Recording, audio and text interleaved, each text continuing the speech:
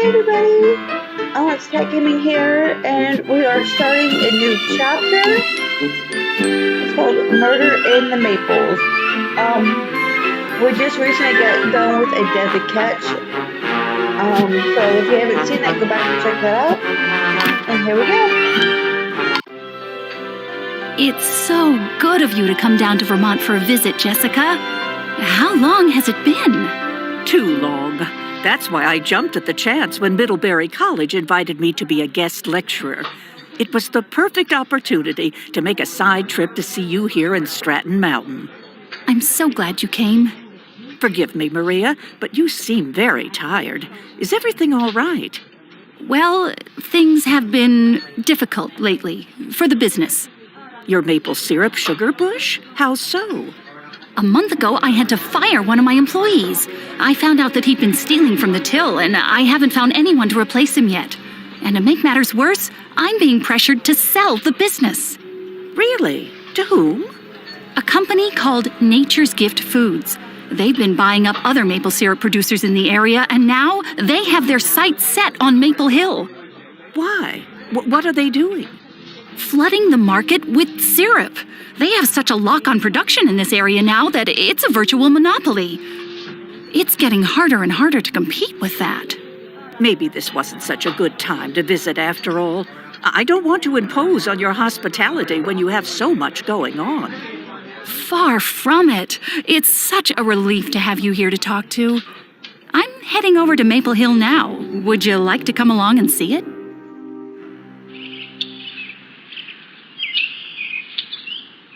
That's odd. Why is this door open? I know I locked it when I left here yesterday. It can't be. Who is it? Gerald Morgan, the man I fired a few weeks ago. That tattoo on his hand, I'd recognize it anywhere. Hello, Maria. What happened here? I wish I knew. Oh, this is my friend, Jessica Fletcher, who's visiting me from Maine. Jessica, this is Mark Ashmont, our chief of police. Pleased to meet you, Chief Ashmont. We better take a look around.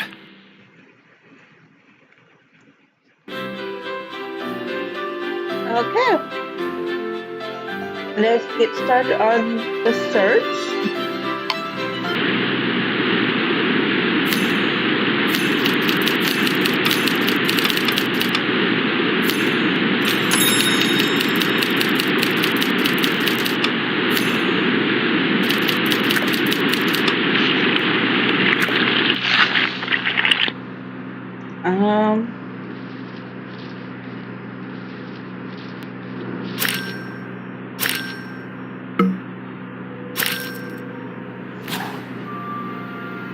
It's a Nature Gift Foods bottle of maple syrup. Why would a competitor's product be here?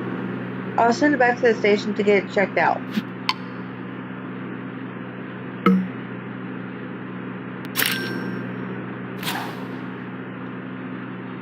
Did you leave this window open last night? No, it's always closed and latches from the inside. Based on the scratch marks, it looks like somebody pried the window open to get in.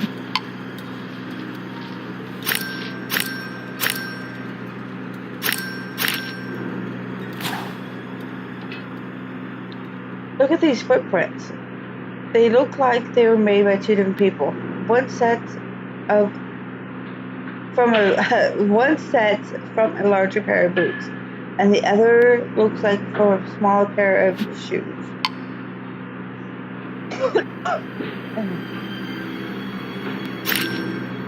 Let's see.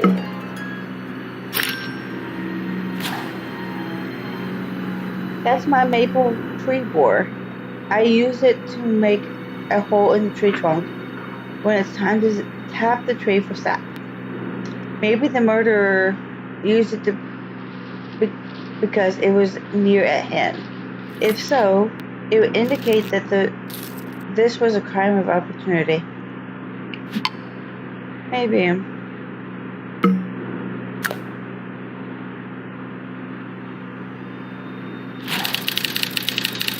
Okay.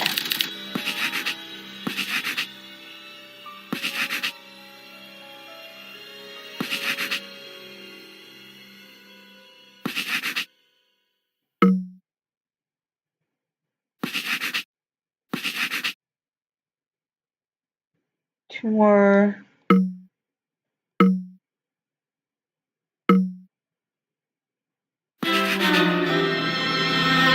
Oh. Only one more. Okay. There were no scratches around the lock or any indication this was tampered with. Well, then at least we know the door wasn't forced open.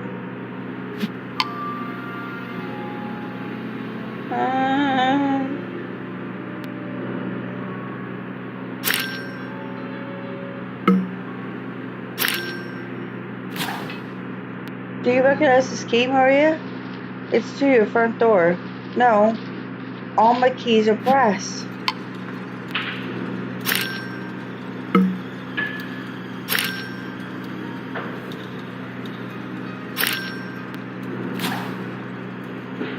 $500. Maria doesn't have this kind of cash to leave lying around. This money clip must have belonged to the victim.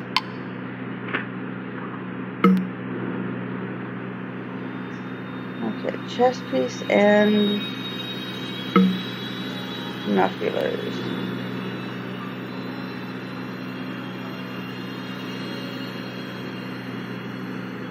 Binoculars.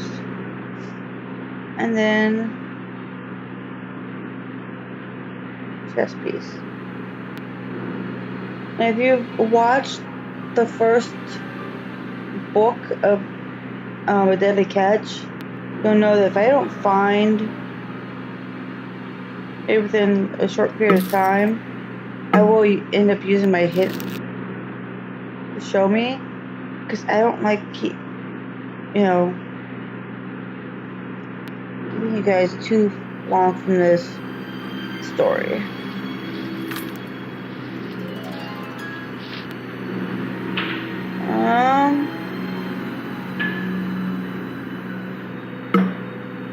The only thing is, which chess piece it is. Oh yeah.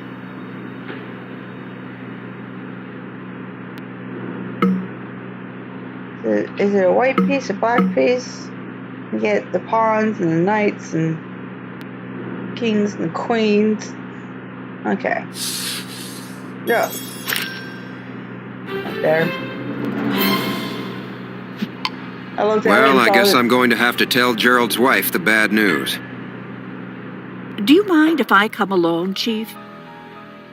That'd be all right. You can give me your statement at the station afterwards. I had looked at that chess piece and thought it was something else. Something's wrong. Something's happened to Gerald, hasn't it? I'm sorry, Sally. Your husband has been murdered. I knew it. The look on your face. Where did you find him? In the sugar house at Maple Hill Sugar Bush. Have any idea why Gerald would have gone there last night? No. But come to think of it, I did find a strange note in the pocket of his spare coat. Oh, it's around here somewhere. Would you mind excusing me? I need to collect myself. Of course.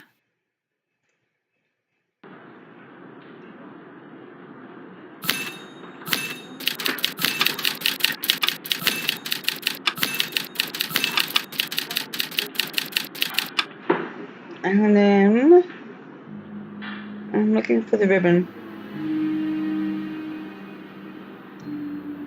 The typewriter ribbon. Oh, there it is.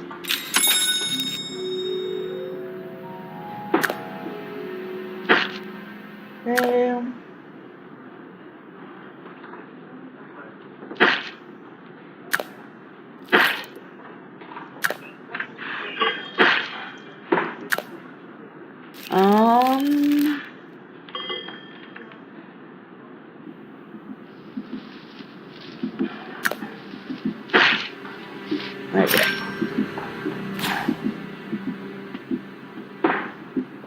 Maple Hill midnight tonight. Time to add some spice to the recipe. I'll make it worth your while. This must be the note Sally found in Gerald's pocket. The top of the page is torn off. So the guy who wrote this was trying to cover his tracks. Guy? The handwriting looks more like a woman's to me. Me, personally, I couldn't tell if it was a woman's or a guy's.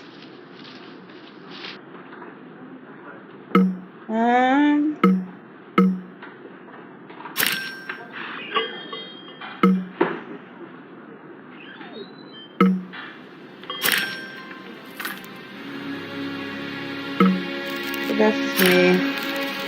But I can tell you the difference between our handwriting and a doctor's. Doctors hardly ever write, or you can actually read it.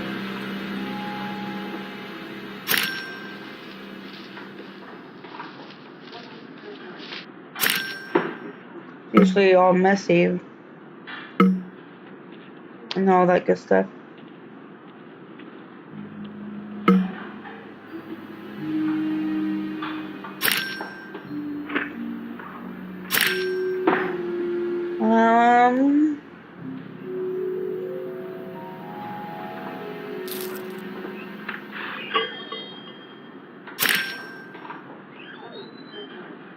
I know I just saw that butterfly someplace.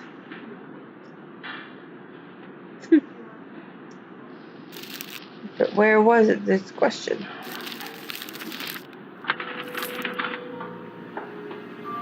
Oh, there it is. Okay.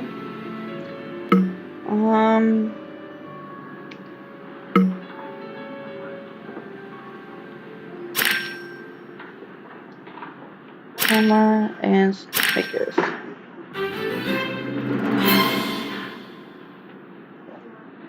Sally, regarding this note you found, could Gerald have been meeting another woman? Really, Mark?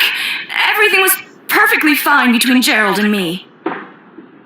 Sorry, I had to ask the question. Sally, was Gerald particularly bitter about being fired by Maria? No, not really. His new job had better hours and better pay. The next person who needs to be notified of Gerald's death is his boss. Who was his new employer? That would be Joanne Marshall, one of the vice presidents of Nature's Gift Foods. It's as good an opportunity as any for me to see what Maria's competition looks like. Okay. Good morning, Chief. My receptionist said you needed to speak to me. Yes, I do. This is Mrs. Fletcher, who's been kind enough to accompany me today. Ma'am, I'm here to inform you that one of your employees, Gerald Morgan, was found dead this morning. That's very unfortunate. Gerald was a model employee. He'll be missed. Could you excuse me for just a moment? Sure. Mrs. Fletcher, I don't like that look. What are you thinking? Oh, nothing really. It's just that she seems so overworked. Maybe it would be nice if we just took a moment to straighten up around here. And take a look around the place while we're at it, I assume? Why, Chief, whatever could you be suggesting?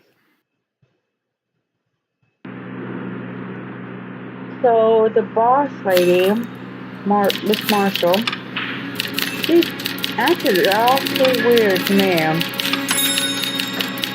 mean, either that or she's just the type that doesn't really care anything about that.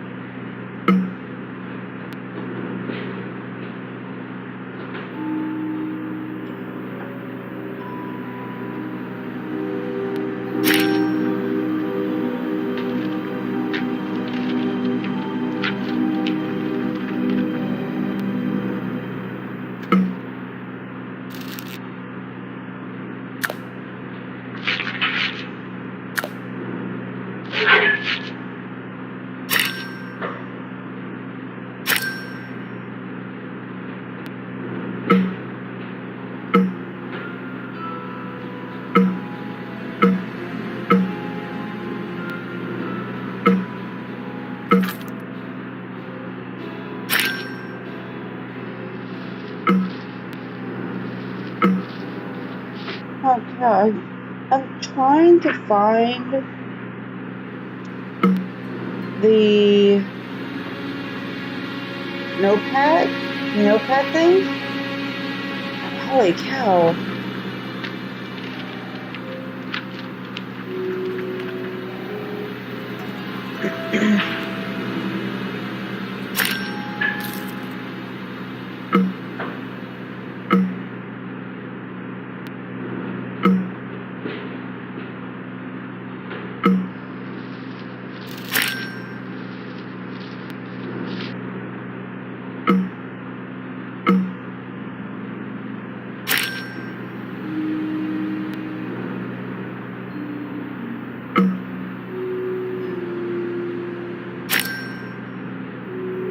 There's two more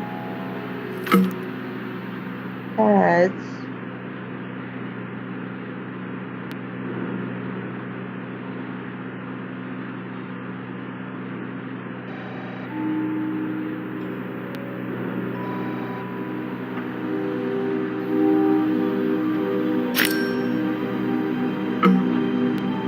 There we go.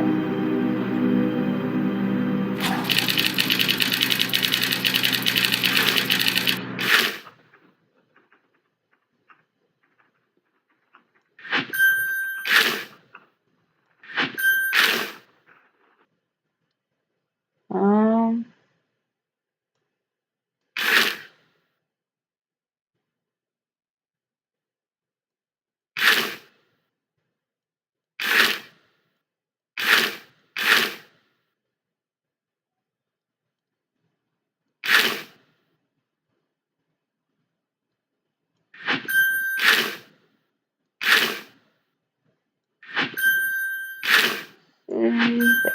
there, there, there. There we go.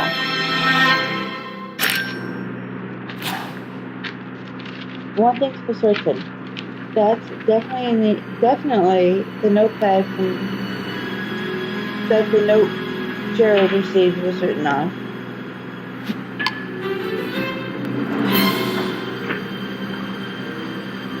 Ms. Marshall, did you recently send any notes to Gerald Morgan? Notes? No, of course not. Are you sure? Because this note that Ms. Morgan found in her husband's coat pocket was torn from a notepad here in your office. I don't know the first thing about it. My office is always open, and I'm in and out of meetings all day. In fact, I'm late for one now. Do excuse me. Everything about Nature's Gift Food seems very businesslike and efficient, including Miss Marshall's response to the news of Gerald's death. Maybe the Nature Gift Food syrup bottle we found near Gerald's body will provide some more information. Care to join me back at the station? I'd be delighted. Okay. Chief, have you had a chance to look at the contents of the syrup bottle found at the crime scene? No, but wouldn't it contain maple syrup?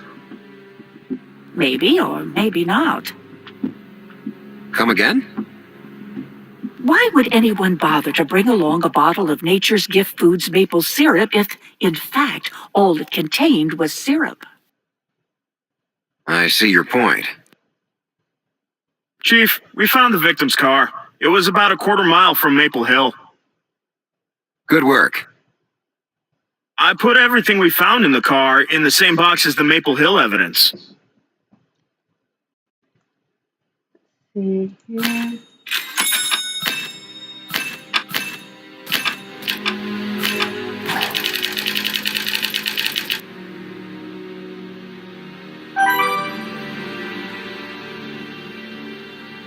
Um.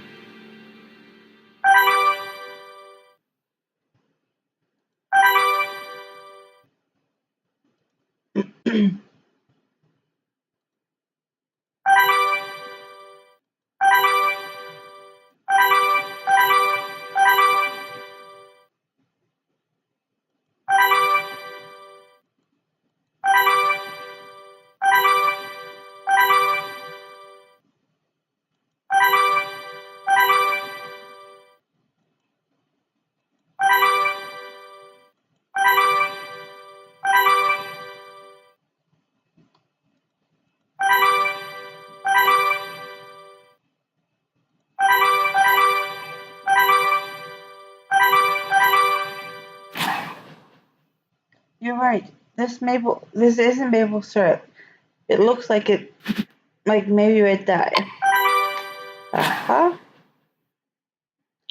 Doesn't it seem odd that Gerald had cash both in his wallet and in the money clip? I don't know, but that just seems kind of weird to me.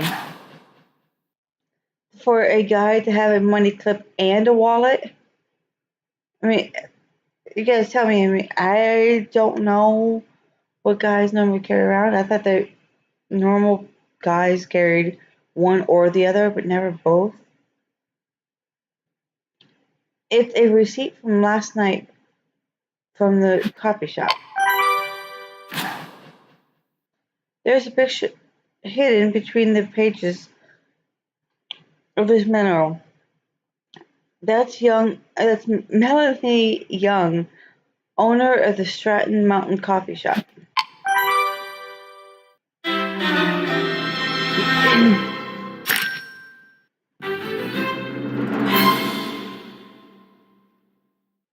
We'll have to run some tests on the syrup bottle to confirm it's dye. One thing's for sure, Gerald was up to no good at Maple Hill. That's quite a conclusion to make, Chief, considering we don't know for sure that Gerald was the one who brought the bottle to the sugar house. Who else would have brought it? His killer, possibly. That's ridiculous. Gerald was the one Maria fired. He must have been there, intent on committing sabotage on Maria's business in revenge. But why would Gerald wait a whole month to pursue an act of revenge? Maybe Nature's Gift Foods put Gerald up to it. The $500 in his pocket could suggest a payoff. I'll see if we can track their serial numbers. I keep coming back to Gerald having a picture of Melody hidden in his car. It makes me wonder if there was some sort of relationship between them. And based on the receipt, the coffee shop was probably the last place Gerald went before he was killed. Both excellent reasons to go talk to Melanie, I would say. Oh, sorry about that, guys. I'm going to go ahead and end it here. And I hope to see you guys next.